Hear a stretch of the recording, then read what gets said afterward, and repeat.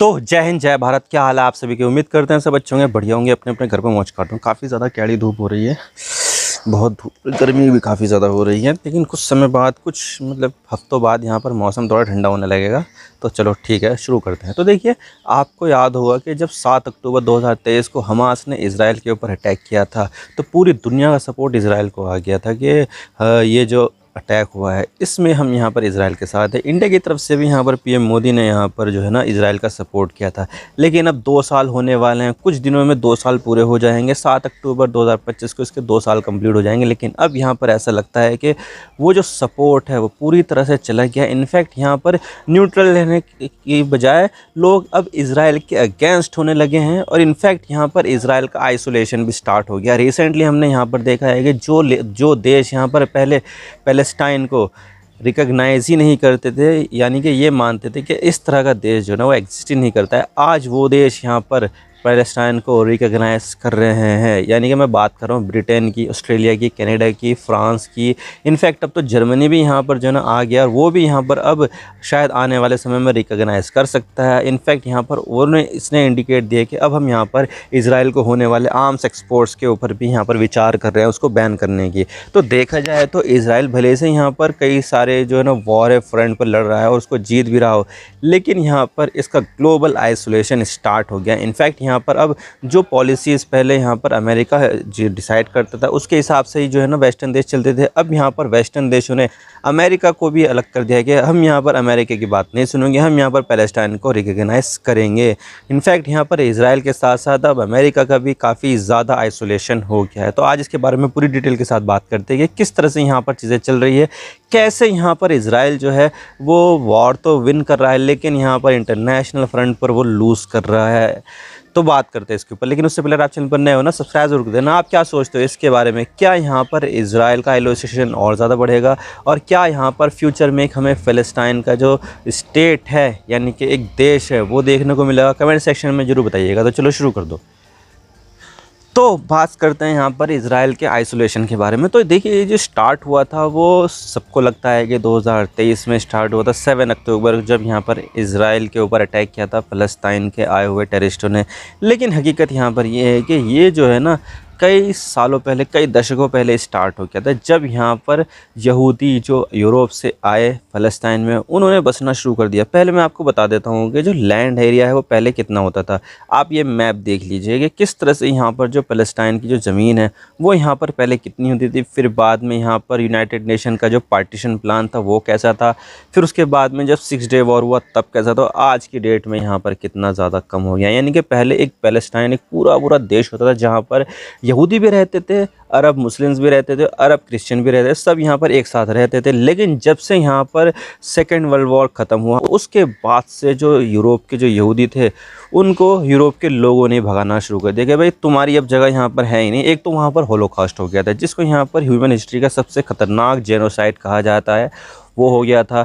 और हिटलर ने यहाँ पर ये किया था। हिटलर ने वाकई में यहाँ पर बहुत ज़्यादा ज़्यादती की थी। इनफैक्ट यहाँ पर सिर्फ यहूदियों के ऊपर नहीं बल्कि यहाँ पर जो कम्युनिस्ट थे उनको भी यहाँ पर मारा था, और वो भी यहाँ पर काफ़ी ज़्यादा खतरनाक तरीके से मारा था। लेकिन फिर भी यहाँ पर कम्युनिस्टों के ऊपर ज़्यादा ध्यान नहीं दिया, बस यहाँ पर ध्यान दिया यहूदियों के ऊपर, यहूदियों को यहाँ पर मारा। तो इस तरह से यहाँ पर जो है ना क्या हुआ, यहूदियों के अंदर एक भावना ये हो गई कि हमें यहाँ पर जो है ना खतरा है, हमें अलग देश चाहिए ही चाहिए, वरना तो हम ऐसे यहाँ पर जो है ना मरते रहेंगे, कभी किसी देश में मरेंगे, कभी किसी देश में मरेंगे। तो उनके अंदर ये भावना हो गई, और ये जो होलोकॉस्ट हुआ और जब सेकेंड वर्ल्ड वॉर ख़त्म हुआ उसके बाद से ये काफ़ी ज़्यादा तीव्र हो गई कि हमें यहाँ पर एक अलग देश चाहिए। तो जो बाकी के जो विजेता वेस्टर्न देश थे जैसे कि ब्रिटेन, फ्रांस, स्पेन, तो उन्होंने सोचा कि यार चलो ठीक है, इनके बारे में विचार करते हैं। तो विचार कई सारे देशों के ऊपर हुआ, जैसे कि अर्जेंटीना और युगांडा। अर्जेंटीना में तो यहाँ पर जो पहले से कुछ जो लोग थे जो ज़ायनिस्ट मूवमेंट में बिलीव नहीं करते थे, उन्होंने तो यहाँ पर जाना भी शुरू कर दिया था। लेकिन फिर बाद में यहाँ पर यहूदियों ने मांगा कि हमें यहाँ पर अर्जेंटीना नहीं जाना है, हमारे जो बर्थ प्लेस है, हमारा जो एंसेस्ट्रल लैंड है वो है यहाँ पर पैलेस्टाइन, तो हमें पैलेस्टाइन भेज दो। तो पैलेस्टाइन में यहाँ पर ऐसा हुआ। और उस समय यहाँ पर क्या था कि जो ब्रिटिश की जो गवर्नमेंट थी वो फ़लस्तीन में, सीरिया में, लेबनान में, जॉर्डन में, वहाँ पर जो न थी, तो उन्होंने सोचा कि यार हम तो जीत चुके हैं और ये जो हमारे पास जो एरिया है वो हमारे ही कंट्रोल में है और हम यहाँ पर चलो ठीक है, हम यहाँ पर जो यहूदी है उनको यहाँ पर बसा देते हैं। तो उन्होंने बसाना शुरू कर दिया और बड़े बड़े जहाज़ों से यहाँ पर जो यहूदी है उन्होंने फ़लस्तीन में आना शुरू कर दिया। और फिर बाद में क्या हुआ, इतने ज़्यादा यहूदी आ गए, इतने ज़्यादा यहूदी आ गए कि उन्होंने अरब की जो भूमि थी उसको कब्जे में लेना शुरू कर दिया। अब देखिए ये जो है ना वेस्टर्न देशों से आ रहे थे तो उनके पास आधुनिक हथियार भी थे और वेस्टर्न देशों में क्या था कि यहूदियों के पास काफ़ी ज़्यादा पैसा भी था। सबसे ज़्यादा जो है ना पैसे वाली जो एक कम्युनिटी है वो यहूदियों की थी, तो उन्होंने पैसों से भी मदद करनी शुरू कर दी, हथियारों से भी मदद करनी शुरू कर दी। तो इससे क्या हुआ, एक टेररिस्ट ऑर्गेनाइजेशन का उदय हुआ, यहूदी टेररिस्ट ऑर्गेनाइजेशन का। उन्होंने यहाँ पर फ़लस्तीनियों को कब्जे में लेना शुरू कर दिया, उनकी ज़मीनों को कब्जे में लेना शुरू कर दिया और उनको मारना शुरू कर दिया। मैसेकर जिसको बोलते हैं ना, मैसेकर करना शुरू कर दिया, नरसंहार शुरू कर दिया, जेनोसाइड शुरू कर दिया। फिर उसके बाद क्या हुआ, फ़लस्तीन अपने ही धरती से क्या करना शुरू कर दिया, पलायन शुरू कर दिया, उनको अपनी ही धरती से एक्सपेल शुरू कर दिया। उसके बाद क्या हुआ, एक स्वतंत्र इंडिपेंडेंट इज़राइल नाम के देश का उदय हुआ और उसको तुरंत यहाँ पर अमेरिका ने रिकग्नाइज़ कर दिया। इनफैक्ट वो जानता था कि यहाँ पर जो चीज़ हुई है वो गलत हुई है, लेकिन फिर भी उनके अंदर एक गिल्ट था, एक तरह का जो होलोकॉस्ट में हुआ था, एक होलोकॉस्ट का गिल्ट था कि उनके अंदर यहाँ पर एक भावना थी कि यहूदियों के ऊपर बहुत ज़्यादा अत्याचार हुआ है, उनको यहाँ पर एक जगह होनी चाहिए एक देश के लिए। तो उन्होंने यहाँ पर जो फ़लस्तीन जो रहते थे उनके जेनोसाइड को इग्नोर करते हुए इसको प्रायोरिटी दी कि चलो ठीक है इन्होंने कर दिया कोई बात नहीं, लेकिन उनकी एक जगह तो हो गई।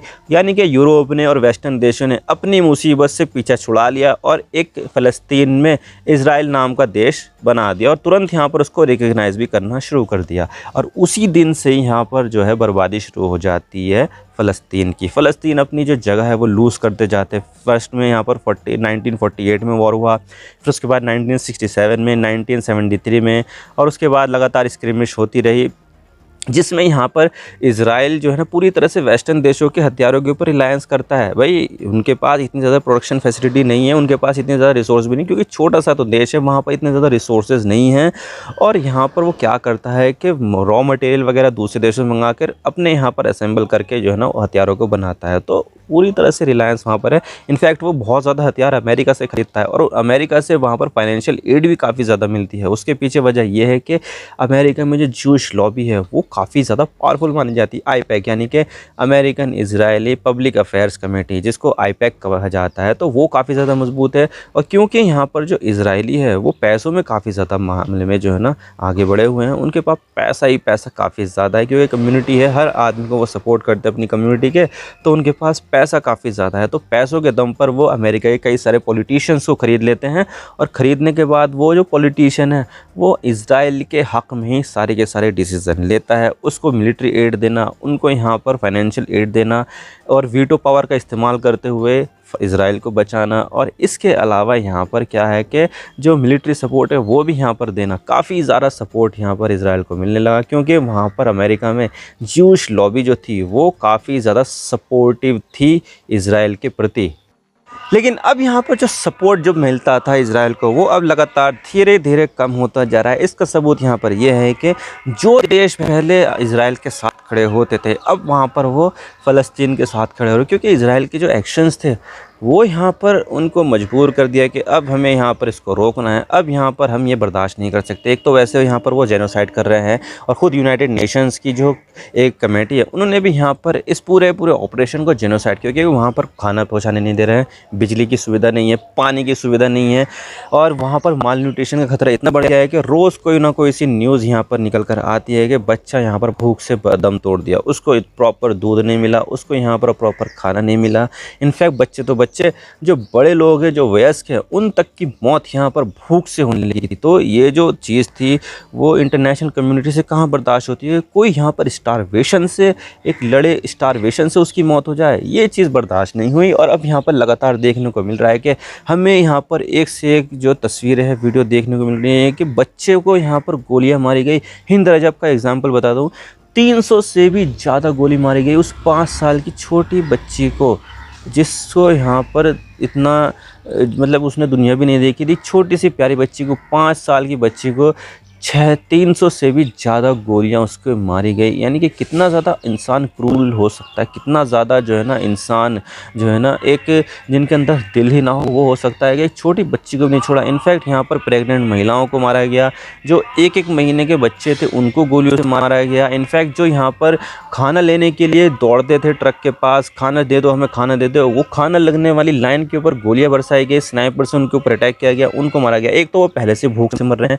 ऊपर से अगर कहीं से जो है ना गलती से अगर कोई सा ट्रक आ जाए खाना पहुंचा दे वो, तो उसको खाना जो लेने वाले जो लोग हैं उनको भी यहाँ पर मारना। तो इस तरह से यहाँ पर जो चीज़ थी वो इंटरनेशनल कम्युनिटी में सही नहीं गई। और अब हमें यहाँ पर लगातार देखने को मिल रहा है कि जो सपोर्ट था इज़राइल के लिए वो अब यहाँ पर ख़त्म हो रहा है, और अब यहाँ पर फ़लस्तीन के लिए जो सपोर्ट है वो लगातार बढ़ता जा रहा है। इनफैक्ट यहाँ पर जो ब्रिटेन, फ्रांस और स्पेन, पुर्तगाल, कनाडा, ऑस्ट्रेलिया जो पहले रिकॉग्नाइज़ नहीं करते थे, बेल्जियम भी उसमें आ जाता है, लग्जमबर्ग भी, तो वो यहाँ पर अब फ़लस्तीन को एक इंडिपेंडेंट देश के तौर पर रिकॉग्नाइज़ कर रहे हैं। उनको यहाँ पर एम्बेसडर का दर्जा दे दिया है कि अब यहाँ पर ये जो मिशन था, फ़लस्तीन मिशन का जो ऑफिस था उसको अब यहाँ पर एम्बेसी में बदल दो।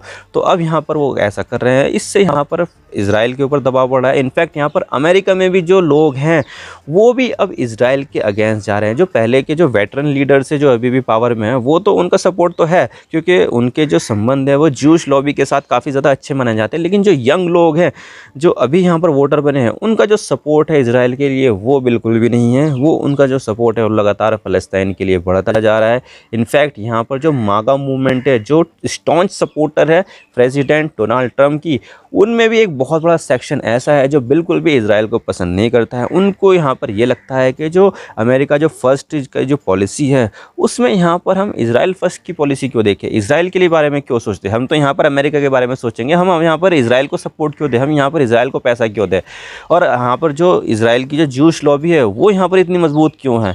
तो वो तो ये सोचती है। इनफैक्ट यहाँ पर जो रिपब्लिकन पार्टी के अंदर जो पहले ये समझा जाता है कि जो रिपब्लिकन पार्टी पूरी इज़राइल के सपोर्ट में है, वो अब यहाँ पर इज़राइल का जो सपोर्ट है वो लगातार उस पार्टी में भी कम होता जा रहा है। यानी कि यहाँ पर जो पहले इज़राइल को पहले काफ़ी ज़्यादा सपोर्ट मिलता था वो अब लगातार कम होता जा रहा है। इनफैक्ट यहाँ पर इंडिया ने भी 2 स्टेट सोल्यूशन की बात की है, इसको लेकर जो रिजोल्यूशन आया है उसमें बात की है, इमीडिएट सीज़ फायर की बात की है, लेकिन फिर भी ये नॉन बाइंडिंग जो रेजोल्यूशन थे वो थे। इससे यहाँ पर कुछ फ़र्क इज़राइल के ऊपर पड़ा नहीं है। लेकिन अगर यहाँ पर जो लोग हैं अमेरिका में वो उनका सपोर्ट अगर लूज़ कर गया इज़राइल, और उसके बाद यहाँ पर क्या होगा भाई, पॉलिटिकल पार्टी भी तो लोगों की भावनाओं के ऊपर ही यहाँ पर जो है ना पॉलिसी बनाती है।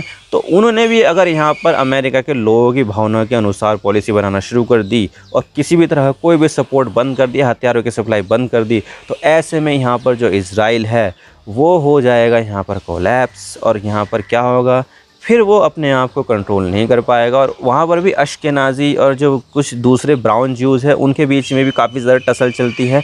तो उनके बीच में भी काफ़ी ज़्यादा जो है ना ये संभावना बताई जाती है कि सिविल वॉर हो जाएगा। तो उनके बीच में भी हो सकता है कि आने वाले समय में सिविल वॉर हो जाए।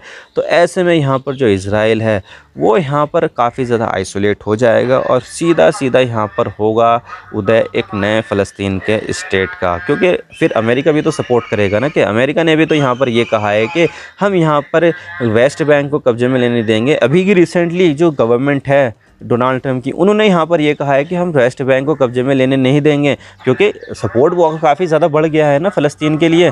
तो उन्होंने भी यहाँ पर अपना जो पहले जो रिटोरिक था उसको अब यहाँ पर चेंज कर दिया, बोल दिया कि गाज़ा को कब्जे में भी मत लेना, वेस्ट बैंक को भी कब्जे में मत लेना। तो देखा जाए तो यहाँ पर जो पहले फार राइट गवर्नमेंट होती थी जो पूरी तरह से इज़राइल को सपोर्ट करती थी, उनका सपोर्ट भी अब इज़राइल की तरफ से निकलता जा रहा है। तो भले से यहाँ पर जो इज़राइल है वो जंगें जीत रहा हो, युद्ध जीत रहा हो, लेकिन यहाँ पर जो सपोर्ट है वो लगातार कम होता जा रहा है। इनफैक्ट यहाँ पर अगर एक बार यहाँ पर इज़राइल ने पूरी तरह से अमेरिका ने पूरी तरह से इज़राइल से अपना सपोर्ट विड्रॉ कर लिया, तो उसके बाद अगर युद्ध ईरान के साथ हो जाए तो ईरान के साथ युद्ध में 15 दिन भी इज़राइल नहीं टिक पाएगा, क्योंकि उसके पास इतना स्टॉक पाइल है नहीं, छोटा सा देश है, प्रोडक्शन फैसिलिटी है ही नहीं, 1 करोड़ से भी कम जनसंख्या है, उसमें से भी जो 20% है वो अरब इज़राइलीज़ है, उनको यहाँ पर इतनी अच्छी नौकरी मिलती नहीं है। तो उनकी जो खुद की अगर मान के चलूँ तो लगभग मान के चलिए कि 75 लाख के आसपास जो है ना यहूदी है, वो कितना ही यहाँ पर प्रोडक्शन कर पाएंगे। दूसरी इकोनॉमी के एक्सपेक्ट भी है, टेक्नोलॉजी में है, यूनिवर्सिटीज़ में है, वो इतना ज़्यादा मिलिट्री में सर्व नहीं कर पाएंगे और ना ही यहाँ पर वो इतना ज़्यादा जो है ना हथियार बना पाएंगे।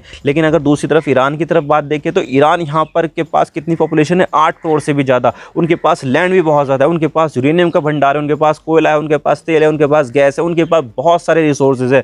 तो वो तो यहाँ पर अपनी जो चीज़ें हैं वो आसानी से बना सकते हैं। इनफैक्ट यहाँ पर रशिया से भी सपोर्ट मिलता है ईरान को, चाइना से भी सपोर्ट मिलता है। चाइना से तो यहाँ पर काफ़ी ज़्यादा जो है ना मटेरियल मिलता है, जिससे वो इजराइल के अगेंस्ट मिसाइल जो है ना वो बना सके। तो देखा जाए तो यहाँ पर चीज़ें जो है ना बहुत ज़्यादा ड्रामेटिकली बदल रही है, टर्न आउट हो रही है भाई, कि इजराइल को जो पहले सपोर्ट मिलता था वो अब सपोर्ट यहाँ पर लगातार धीरे धीरे कम होता जा रहा है। और एक समय यहाँ पर आएगा कि इजराइल को बिल्कुल भी सपोर्ट नहीं किया जाएगा, एक तरह का पेरिया स्टेट माना जाएगा, जैसे कि नॉर्थ कोरिया है, ईरान है, और उसी तरह से एक इजराइल भी एक पेरिया स्टेट की तरह माना जाएगा। फिर यहाँ पर क्या होगा, इजराइल के अंदर के जो लोग हैं वो इजराइल को छोड़ कर जाते रहेंगे कि भाई हम यहाँ पर अमेरिका जा रहे हैं, फ्रांस जा रहे हैं, इधर जा रहे हैं, उधर जा रहा है। इजराइल में इतनी ज़्यादा संख्या नहीं रहेगी और फिर देखना होगा कि क्या वजूद में रह पाएगा इजराइल या नहीं रह पाएगा। ये तो आने वाला वक्त ही बताएगा। आई होप आपको सारी बातें समझ आ गई होगी। वीडियो तो सही पसंद आए लाइक जरूर कर देना और चैनल पर नए हो तो चैनल को सब्सक्राइब जरूर कर देना। आपकी एक सब्सक्रिप्शन से हमारे कंटेंट बनाने की मोटिवेशन मिलती है। Thank you for watching.